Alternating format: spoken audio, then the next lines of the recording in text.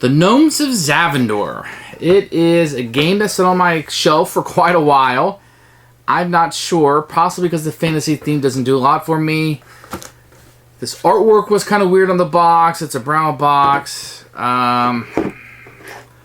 Just nothing excited me about it. So it is what it is. And I eventually pulled it out. And every once in a while, I'll go through my games and I'll pull 5 or 6 out. I'm like, you know what? I've never played these. I've never heard of them. I'm going to get them to the table, and I'm going to keep them or purge them, which is the point of doing this review segments I do, or whatever it is I do with my free time.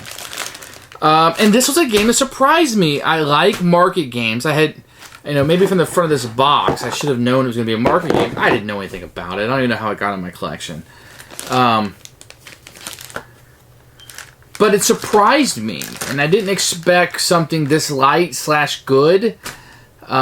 Economic games, I love heavy economic games, but I can get lighter economic games to the table much, much easier. If you've seen any reviews with Pedro, I know I can get Pedro at my house with a heavy economic game. With the lighter economic games, I can get a few people to play. You've seen Dylan in here and other groups that I play with. And this one surprised me. It works fairly well without being just up, down on the stock market, even though the stock market goes up and down. It was good. I enjoyed it. The theme perhaps is lost on me. I was pretty much just buying things and moving it up and down and just really looking at colors, which happens sometimes in economic games. What can you do? Why there are gnomes on this game instead of stock market or instead of something else, maybe they're just trying to do something different. I don't know. It has no bearing in the game. I guess it's kind of neat how you're maybe digging for diamonds and jewels. Maybe that has something to do with it, but I didn't really see any purpose to it. The artwork was pleasant enough. Wasn't fantastic or great. No offense. This is back. I don't know why. There's a period where we had useless things. This guy's in the box. Has absolutely no purpose. But it was a solid light market game, which I enjoy, and I enjoy those. Owner's Choice was one of those that I like. You can go back and see my written review on that one. So it has a niche in my collection because I like this type of game. So having variety in this kind of genre of games is important to me. Have something a little bit different to play. Fair enough that they all kind of play the same. You're going to do this, you're going to get that, and it's going to fixate the market and change it. But I enjoy it. So having different ways to do that is important. Where like an abstract mechanic I don't like as much, so I don't really need a lot of variety in that. 1 or 2 games, I'm good. But with a light market game. So, it's going to come down to keep or purge for you. Obviously, I'm going to be keeping this game. How much you like this genre and how well you like this game compared to the rest of the light kind of stock market-y genre. I liked it enough to keep it.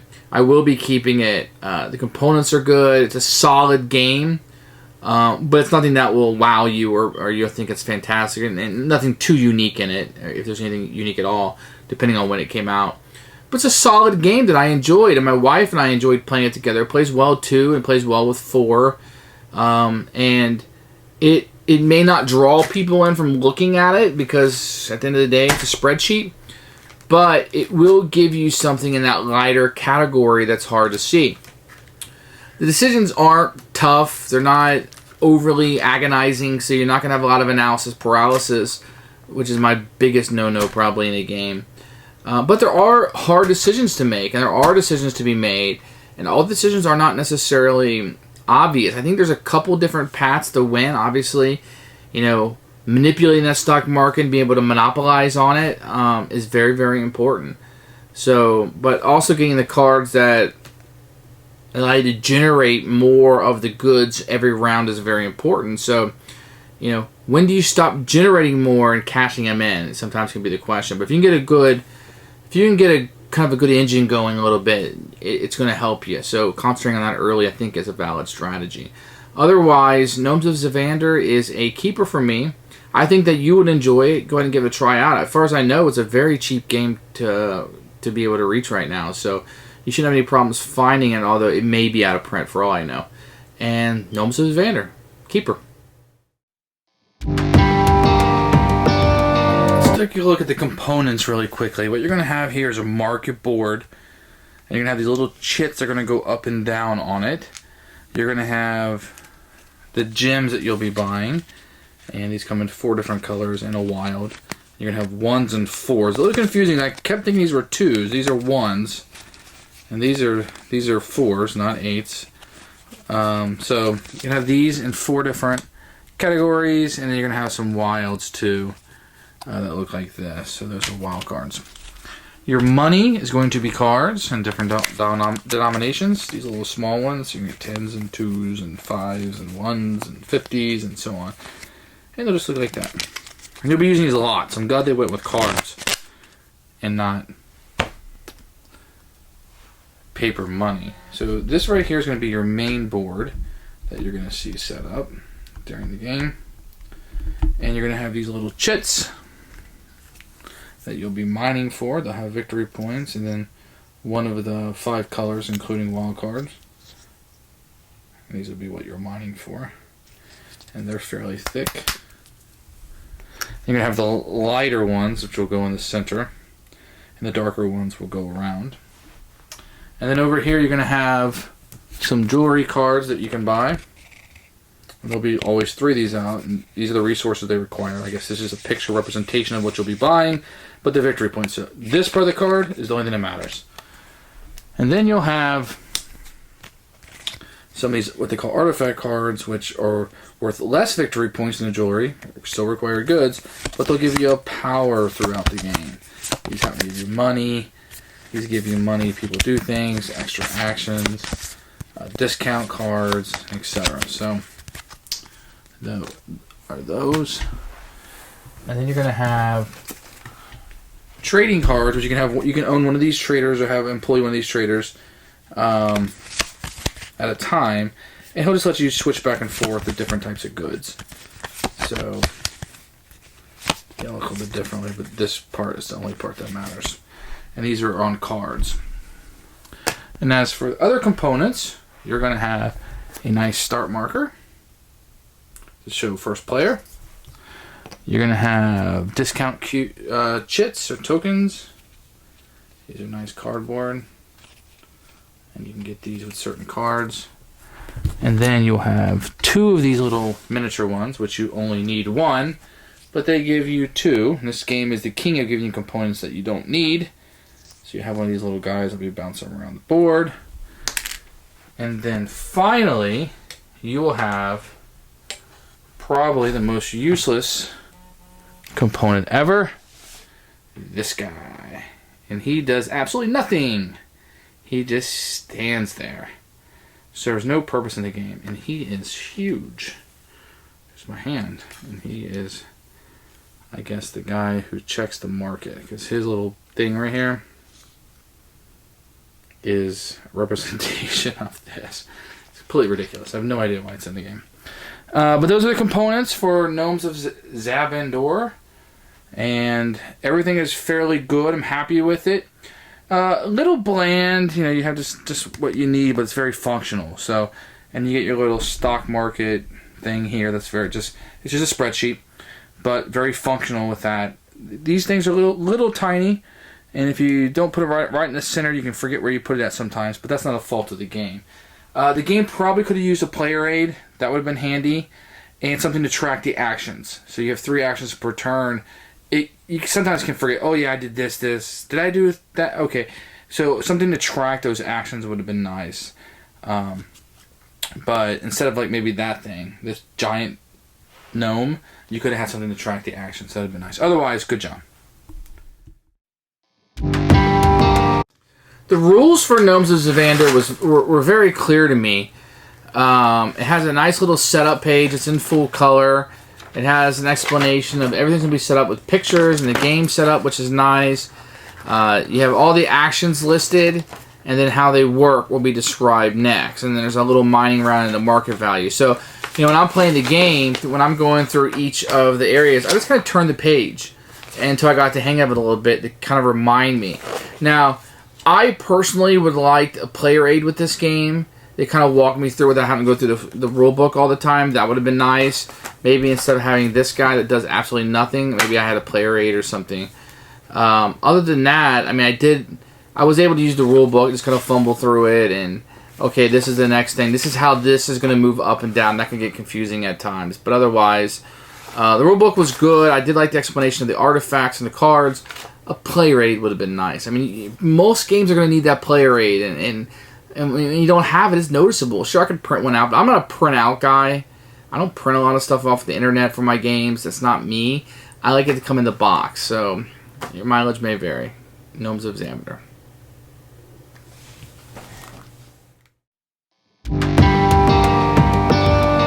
Okay, so Gnomes of Zandavor is a market game where you're trying to score victory points. So you'll get victory points on these cards, on these artifact cards.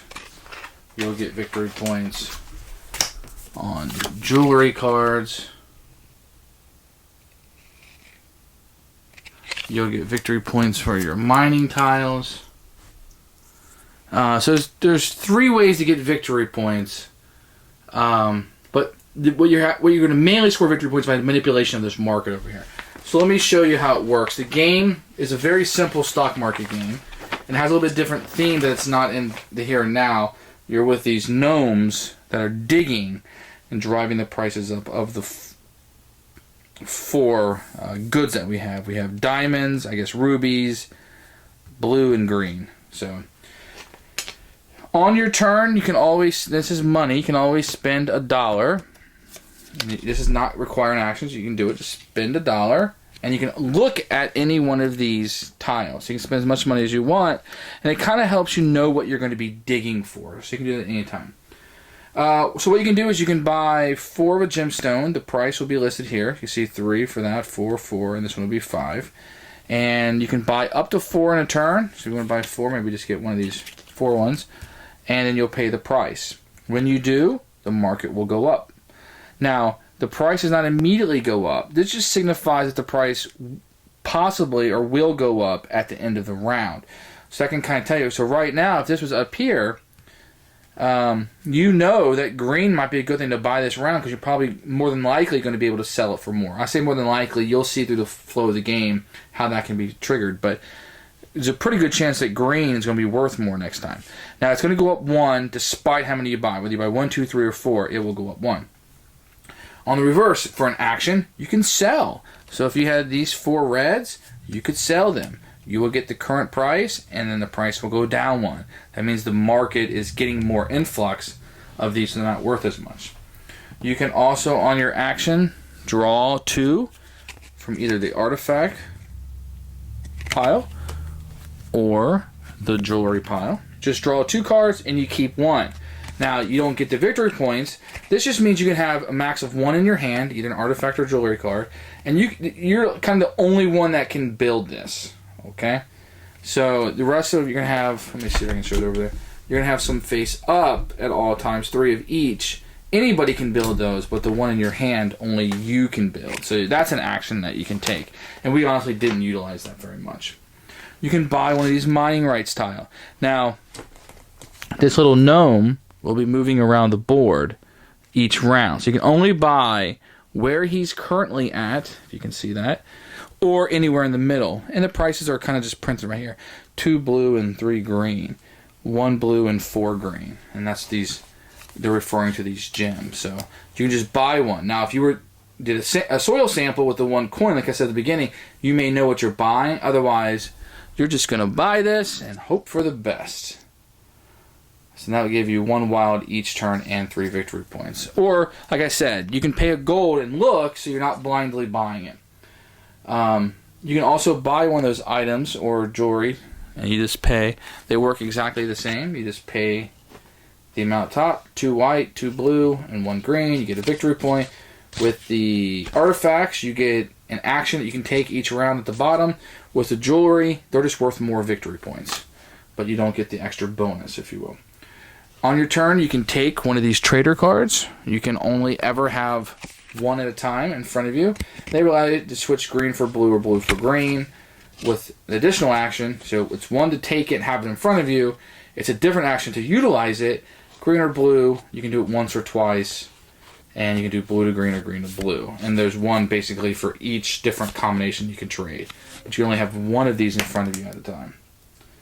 And then finally, one action I thought would be useless, but I ended up taking quite a bit, was you can just take 4 gold from the pot and just get 4 gold. And that's going to help you when you run out of money. Now, this market is going to move. It's going to move up. The future market will move up when you buy. It'll move down when you sell. When you buy these things and you pay, say, 2 diamond and 2 red, the diamond will move up 2 and the red will move up 2. So every time it's spent, it will move up. When you buy the jewelry and artifacts, it will move up. They become more in demand, if you will. So this market will be moving. I'm just going to move it kind of around just so you can kind of see it in the next round. After everybody takes 3 actions, each, 1 at a time. So you, me, 3. Then we'll go into mining action.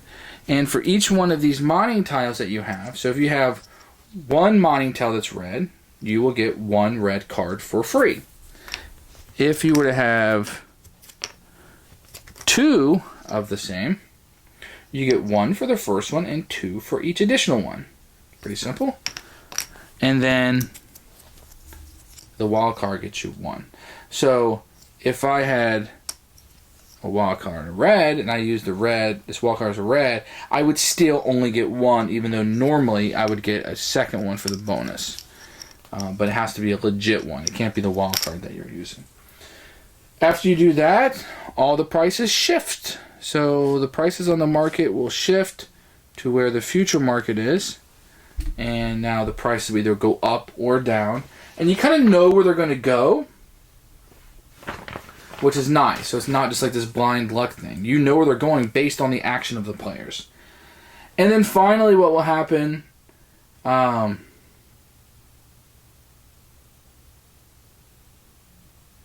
if there was one that was bought here, the Wandering Gnome will move to the next place, so it's available. Only if one was bought. If one was not bought there, it would stay put.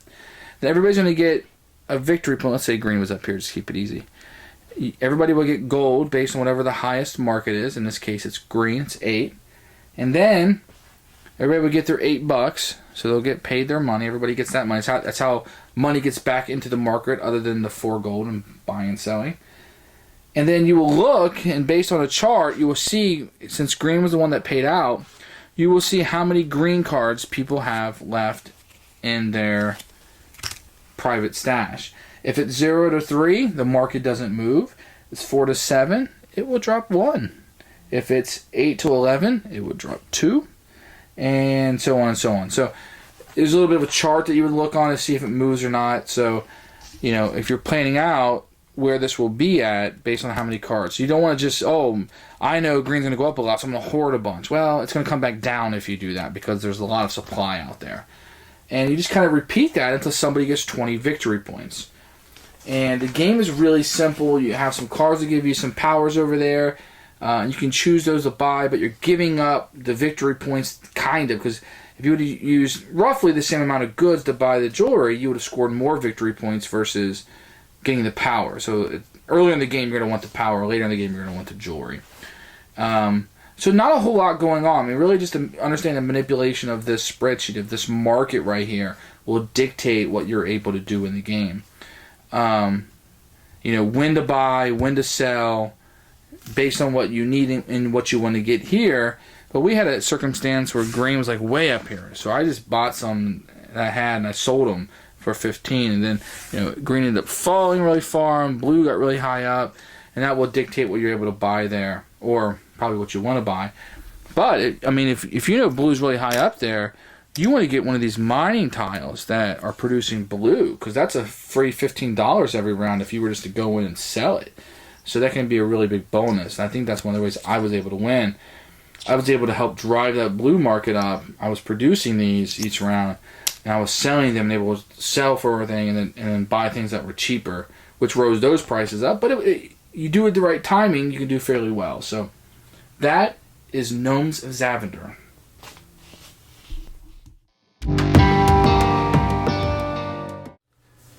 Who should buy this game? I think anyone looking for a light economic game would like this. If you're like, which economic game do I want? That's lighter. If you like gnomes, this is it. This is yours. This is the gnome stock market game.